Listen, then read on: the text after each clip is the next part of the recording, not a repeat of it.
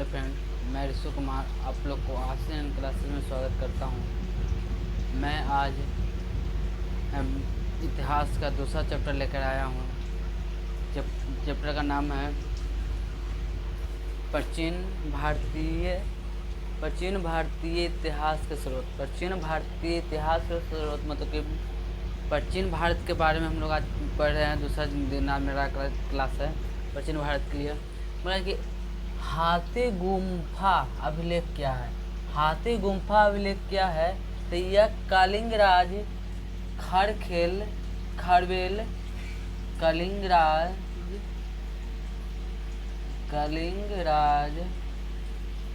कलिंग राज खरबेल का अभिलेख है, जिसमें उसके शासन काल की घटनाओं का वर्णन है। यह तिथि रहित अभिलेख है। बोल रहा है जो हाथी गुम्फा जो अभिलेख है ये कलिंग राज के शासनकाल में कलिंग राज के शासनकाल में इसको ठीक किया गया था। इसको में घटना के बारे में उल्लेख किया गया है, वर्णन है। और यह इसको में तिथि के साथ लिखा गया, मतलब कि दिन तारीख में तो लिखा गया है, दोनों साथ में है। तो बोल रहा है कि हाथी गुम्फा अभिलेख किया है तो यह कलिंग राज खरबेल के अभिलेख है। कि कलिंग राज बोलेगा हाथी गुम्फा जो अभिलेख है कौन राजा के शासनकाल में घटना के बारे में बताता है, तो कलिंग राज के शासनकाल के बारे में बता रहा है। और खरबेल का अभिलेख है, क्या चीज़ का? खरबेल का अभिलेख है, जिसमें उसके शासनकाल की घटनाओं का वर्णन है। जिनको बहुत शासनकाल के घटनाओं के बारे में वर्णन है। या इसको में तिथि के साथ मतलब दिन तारीख के साथ मतलब दर्शाया गया। कौन अभिलेख में? हाथी गुम्फा में जो है यह कलिंग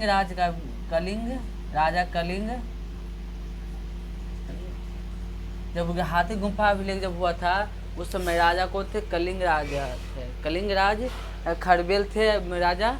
इसको में कलिंग राज के मतलब कि खरबेल का शासनकाल था। इसको में दिन तारीख मतलब दोनों के साथ मतलब दर्शाया गया अभिलेख में। गुरूर स्तंभ बेसन नगर विदेशा बोला है। गुरूर या बोल सकते हैं या बेसन नगर विदेशा लेख। या यवन राजदूत हेलोडोरस का अभिलेख है, जिसमें भगवत धर्म के बारे में जानकारी मिलती है। तो गरुड़ स्तंभ जो होता है इसको भगवत के बारे में अध्ययन किया जाता है। राजदूत यवन के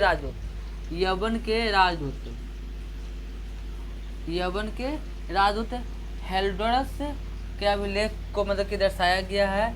इसमें मुख्य रूप से भागवत धर्म का मतलब के बारे में जानकारी मिलती है। गरुड़ स्तंभ जो अभिलेख है इसको में गरुड़ अभिलेख स्तंभ जो है इसको भागवत धर्म के बारे में जानकारी मिलता है। कौन में? गरुड़ स्तंभ में बोल सकता है। गरुड़ स्तंभ में किसका मिलता है वर्णन मिलता है? तो भागवत धर्म के बारे में जानकारी मिलता है।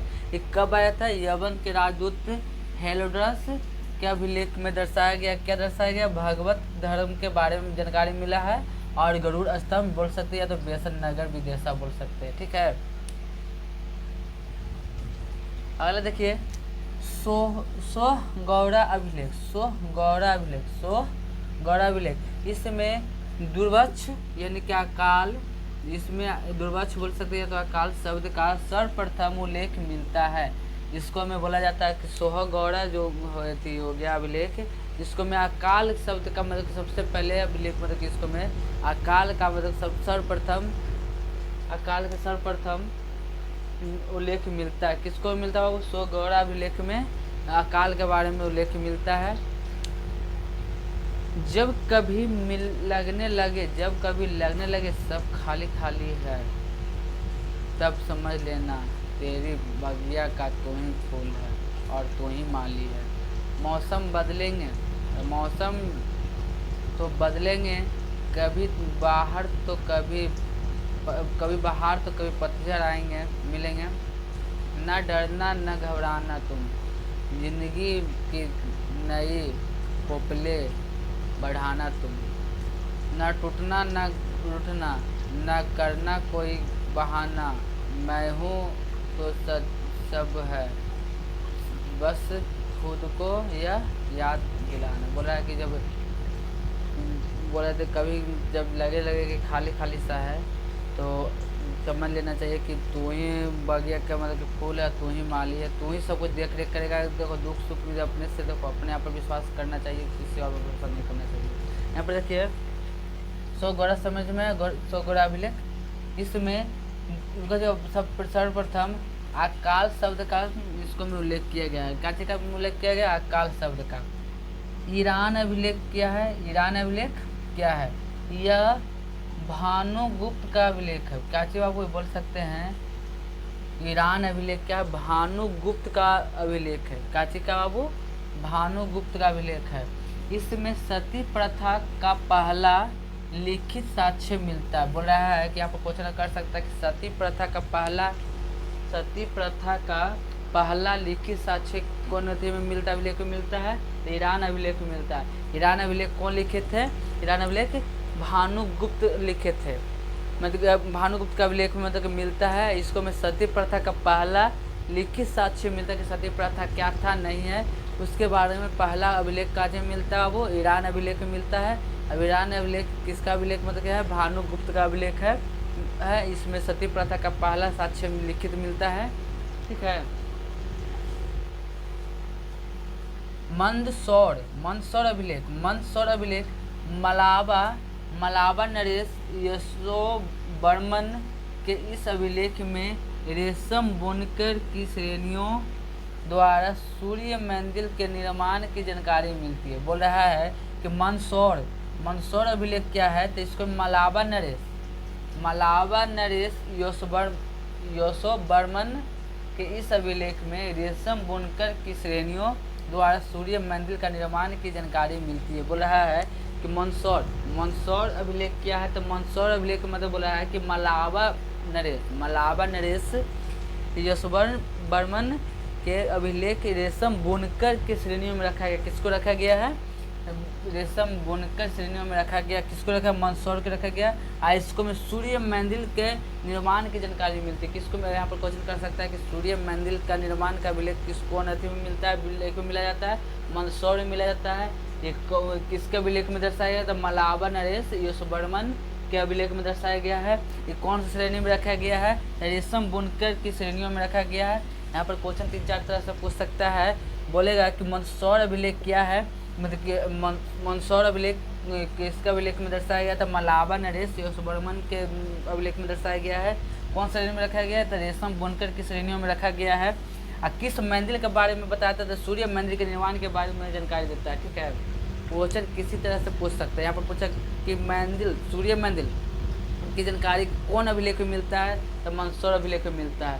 मलाबा नरेश यशोवर्मन के कौन अभिलेख का मतलब क्या? तो मंदसौर के अभिलेख में है। कौन श्रेणी में रखा गया? तो रेशम बुनकर की श्रेणियों में रखा गया है। ठीक है। यहाँ पर समझिएगा महत्वपूर्ण अभिलेख क्या है? तो यहाँ पर सबसे पहले वो देखेंगे जूनगार्ड अभिलेख मतलब इसको मतलब क्या होता है? इसको बोल सकते हैं गिरनार अभिलेख बोल सकते हैं। जूनगार्ड अभिलेख के क्या बोल सकते हैं? गिरनार अभिलेख। इसको में रुद्रमन बोल सकते हैं। शासक मतलब कौन शासक करते थे उस समय? जूनगार्ड जो अभिलेख जब आदि लिखा गया था उस समय कौन शासक थे? रुद्रमन जो सूर्य दर्शन झील के बारे में जानकारी मिलता है। कौन अभिलेख में सूर्य दर्शन के अभिलेख के बारे में जानकारी मिलती है? रुद्रमन जो अभिलेख है उसको में सूर्य दर्शन झील के बारे में जानकारी मिलता है। किसको में सूर्य दर्शन झील के बारे में जानकारी मिलता है? तो रुद्रमन में सूर्य दर्शन की झील के बारे में जानकारी मिलता है। कौन सा अभिलेख में? तो जूनगढ़ अभिलेख में है, या तो बोल सकते हैं गिरनार अभिलेख में बोल सकते हैं। ठीक है। किसी तरह से क्वेश्चन घुमा सकता है। बोलेगा कि रुद्रमन अभिलेख किस शासक काल में थे? रुद्रमन के शासक काल में सूर्य दर्शन की झील के बारे में जानकारी मिलता है।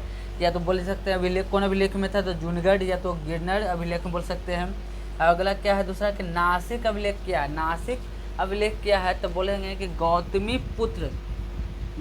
पुत्र सतकर्णी तथा सतवाहनों की उपलब्धियां होता है। बोल रहा है अभिलेख में विशेषताएं हैं कि नासिक अभिलेख में क्या चीज़ का चर्चा किया गया है, तो गौतमी पुत्र मतलब कि जैसे हो गया किसके बारे में थी जानकारी में, तो उसके बारे में डिटेल से पूरा चीज बता दिया।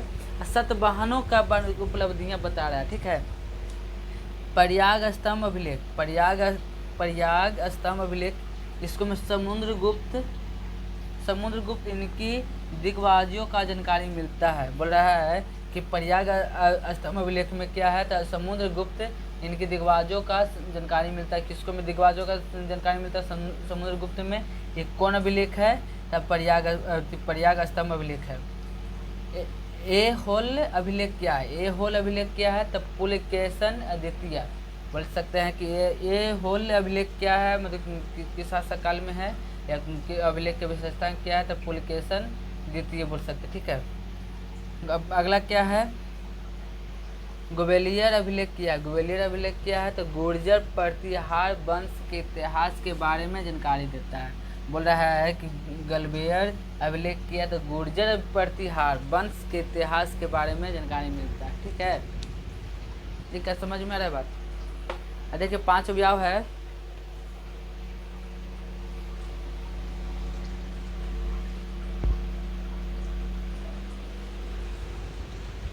देखिए आगे पिछला पर हम लोग पर कहाँ तक पढ़े थे?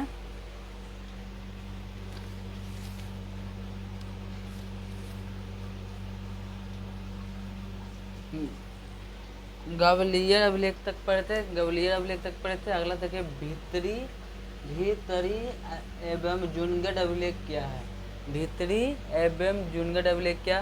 स्कंद गुप्त, मतलब स्कंद गुप्त शासन काल में शासक थे उस समय, और होनों पर विजय का विवरण है।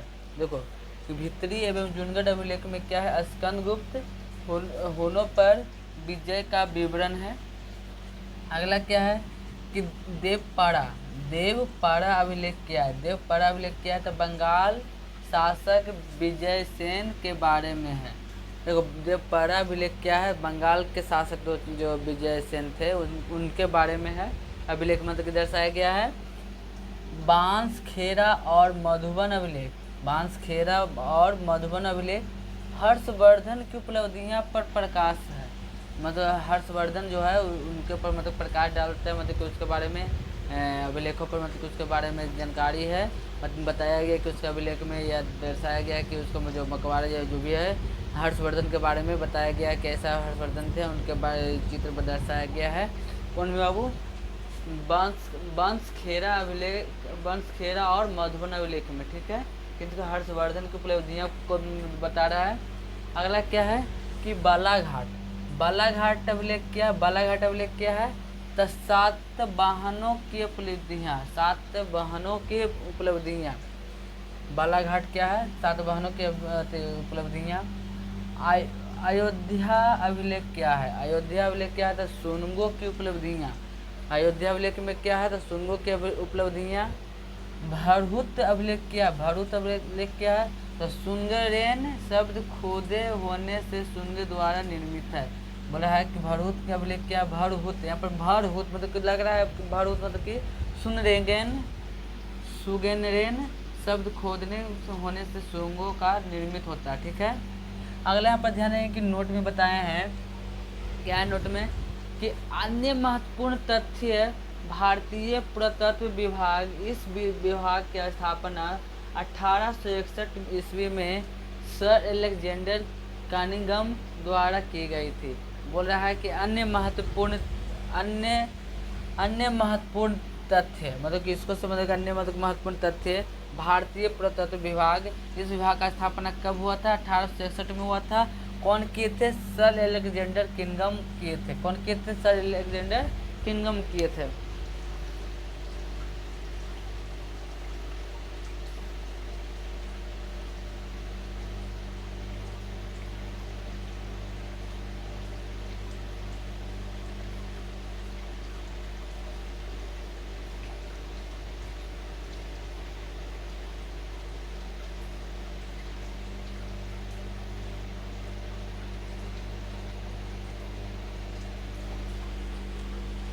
अन्य महत्वपूर्ण तथ्य भारतीय पुरातत्व विभाग इस विभाग का स्थापना कब होता है? 1867 में। बोलेगा कि अन्य तथ्य महत्वपूर्ण में जो था, और भारतीय पुरातत्व विभाग का स्थापना कब किया गया था? 1867 में। कौन किए थे? सर अलेक्जेंडर किंगडम द्वारा की गई थी।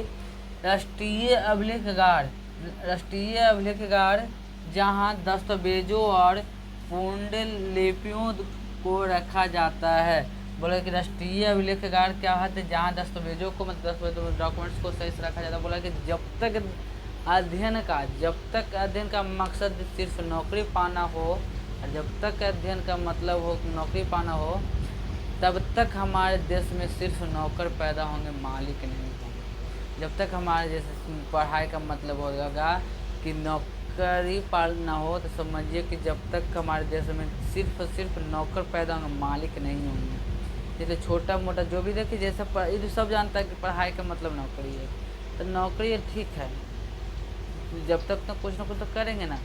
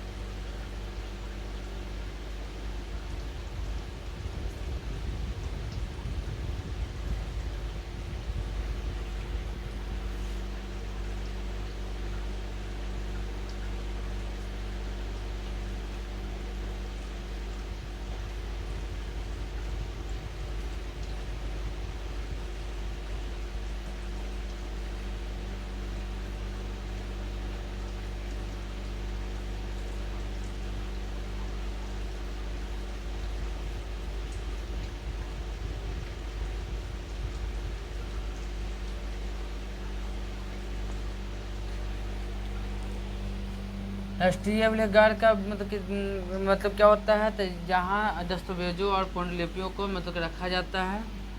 यह दिल्ली में 1920 ईस्वी के दशक में स्थापित किया गया था। राष्ट्रीय अभिलेखागार दिल्ली में कहाँ है? वो दिल्ली में है। कब रखा गया, मतलब बनाया गया था? तो 1920 में मतलब स्थापित किया गया था। और इसको मैं कहा दस्तावेजों और पुंडलिपियों को रखा जाता है। ये कहाँ है? दिल्ली में है। पूछ दिया जाएगा कि अभिलेखागार कहाँ है? तो दिल्ली में। कब मतलब स्थापित किया गया था? 1920 में किया गया था। इसको में क्या मतलब रखा गया अभिलेखागार में? तो दस्तावेजों और पुंडलिपियों को मतलब रखा गया है। ठीक है, जो होता है अच्छे के लिए होता है, जो होता है अच्छे के लिए होता है, भले ही अभी बुरा लगे। जो होता है अच्छे के लिए होता है, भले ही अभी बुरा लग रहा है। जो चलकर पता चले जाएगा वो अच्छे के लिए हुआ है। तो बोल रहे जो होता है अच्छे के लिए होता है। अच्छा था अच्छा, खराब था खराब। मतलब कि आज अच्छा है, अगर आज खराब है तो कल अच्छा होगा, अगर अच्छा आज है तो कल खराब होगा। ये होना ही होना है। ठीक है, मतलब कि जो होना है वो हो के रहेगा, जो होना है जो हो के रहेगा। भाग तो जन्म के साथ जन्म के समय ही निश्चित होकर हो जाता है, न तो रोना तो बचपने से हम लोग सीख लेते हैं। जो होना है वो हो के रहेगा, भाग तो जन्म के समय ही निश्चित हो जाता है। ठीक है, निश्चित हो जाता है कि एक भाग और बेटा ये बनेगा वो बनेगा। ठीक है, अगला क्या है कि अन्य संग्रहालय। 1864 ईस्वी में रेडियन म्यूजियम मतलब अन्य संग्रहालय मतलब हुआ 1864 में इसको स्थापना किया गया था अन्य संग्रहालय का। इसको रेडियन म्यूजियम कहाँ है? कलकत्ता में है। रेडियन म्यूजियम कहाँ है? कलकत्ता में है। 1864 में रेडियन म्यूजियम का स्थापना हुई थी।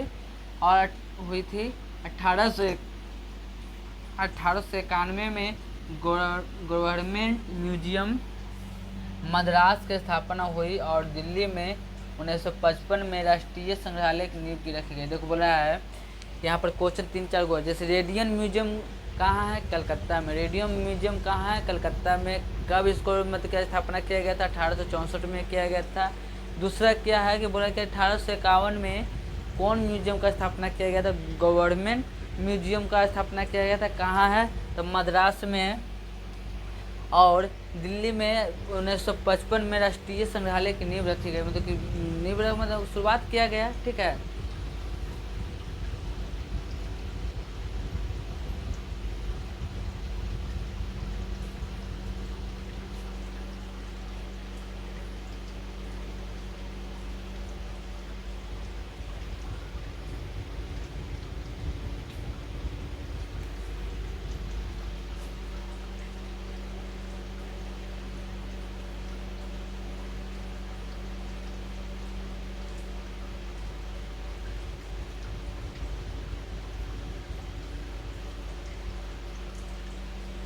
देखिए 1864 में रेडियन म्यूजियम का स्थापना हुआ, कहाँ हुआ था? कलकत्ता में हुआ था। 1891 में गवर्नमेंट म्यूजियम का स्थापना हुआ था, कहाँ हुआ था?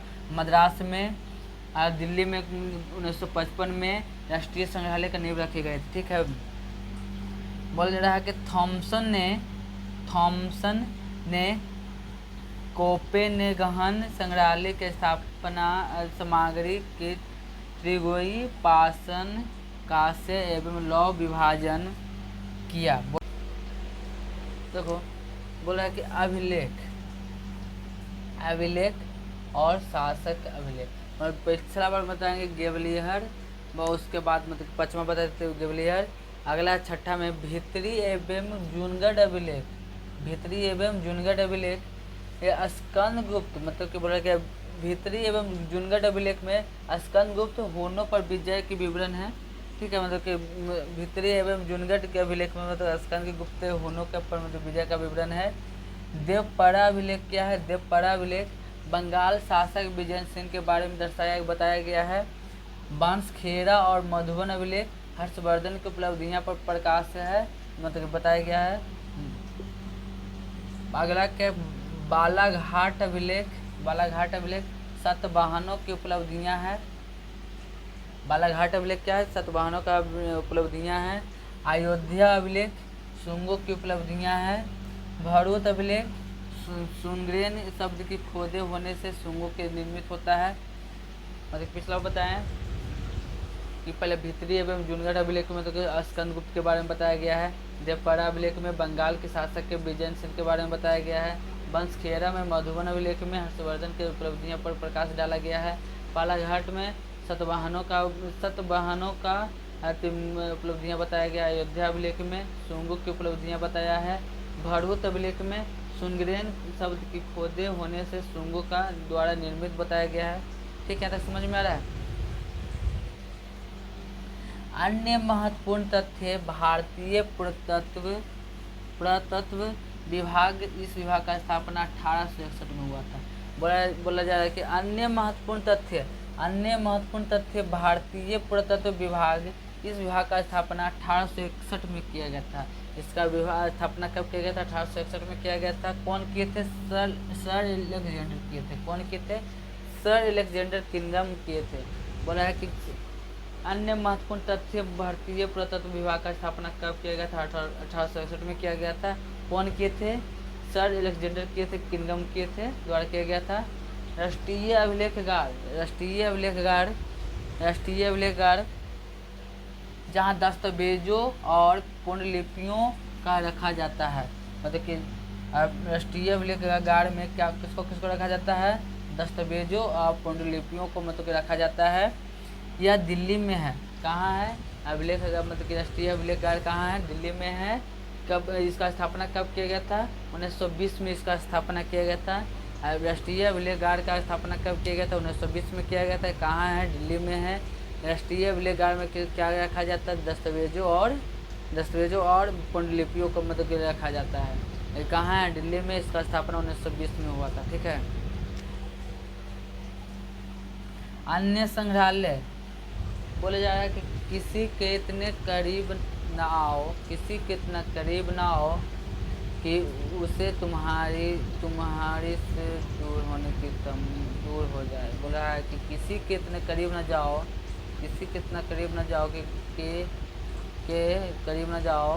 कि उसे तुम्हारी दूर होने अच्छे लगे। बोला है कि किसी के इतना करीब ना जाओ कि तुमसे दूर होना चाहता हो। ठीक है, यहाँ पर समझिएगा।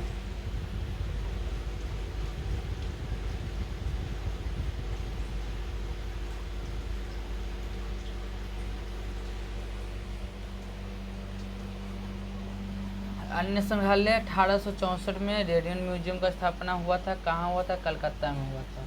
रेडियन म्यूजियम का स्थापना कहाँ हुआ था? कलकत्ता में हुआ था। कब हुआ था? 1864 में हुआ था। बोलेगा कि रेडियन म्यूजियम का स्थापना कब किया गया था? 1864 में किया गया था। कहाँ है? कलकत्ता में है रेडियन म्यूजियम। किसके अंतर्गत आता है? तो अन्य संग्रहालय के अंतर्गत आता है। फिर बोला जा रहा है कि 1851 ईस्वी में गवर्नमेंट म्यूजियम का स्थापना किया गया था। कहाँ है? मद्रास में है। बोलेगा गवर्नमेंट म्यूजियम कौन अभिलेख में रखा गया है? तो अन्य संग्रहालय में रखा गया है, जिसका स्थापना कब होता है?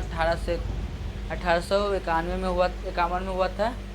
1851 ईस्वी में गवर्नमेंट म्यूजियम का स्थापना किया गया था, मद्रास में है। मतलब कि गवर्नमेंट म्यूजियम कहाँ? मद्रास में है। कब इसका स्थापना किया गया था? 1851 में किया गया था।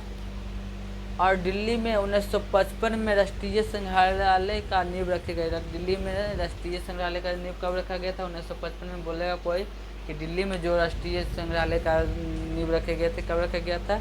1955 में रखा गया। थॉमसन ने कोपेनगन संग्रहालय की सामग्री की त्रिगुणीय पाषाण कांस्य एवं लौह विभाजन किया। प्राचीन भारत के राजाओं को प्रशंसा रचित लेखों का प्रशासित किया गया है, जो किया जाता है। बोला है कि थॉमसन ने बताया कि तीन भागों में जिसको बांटा गया। इसको में राजाओं के बारे में बताया गया, इसको प्रशंसा के राजा कैसे शासन करता था उसके बारे में बताया है। कौन बताया है? इन थॉमसन बताए हैं। ठीक है। बोल रहा है यहाँ तक दिक्कत है? दिक्कत नहीं है, आप लोग तो सपोर्ट नहीं कर रहे हैं, कोई बात ना। चलिए, अच्छा नहीं लग रहा होगा वीडियो मेरा, समझावे नहीं आ रहा है। कोई धीरे धीरे कोई सीखता है, ऐसा नहीं है कि कोई सीख जाता है। बोला कि लोग आपके बारे में अच्छा सुनने पर शक करते हैं। लोग जैसे आप ही लोग हमको नहीं, आप हमको कमेंट नहीं कर रहे हैं। ठीक है, हमको में खराबी है तो शक कर रहे हैं कि उसको पढ़ावे नहीं आएगा। और बुरा सुनने पर तुरंत यकीन कर, अगर मान लीजिए गलत हम पढ़ा रहे हैं तो आप लोग कमेंट भी तो ना कर रहे हैं कि हम उसको सुधार सकें। ठीक है, हम यही कहेंगे कि अगर वीडियो अगर अच्छा लगे लाइक सब्सक्राइब जरूर कीजिए। हमसे जो भी गलती होता है उसको सुधारने का मौका दीजिए और कमेंट जरूर कीजिए तो उसको सुधार कर सकें। वीडियो में क्वालिटी में या आवाज़ में या समझाने में कोई दिक्कत होता होगा तो। ठीक है, बस धन्यवाद, आज के लिए इतना ही।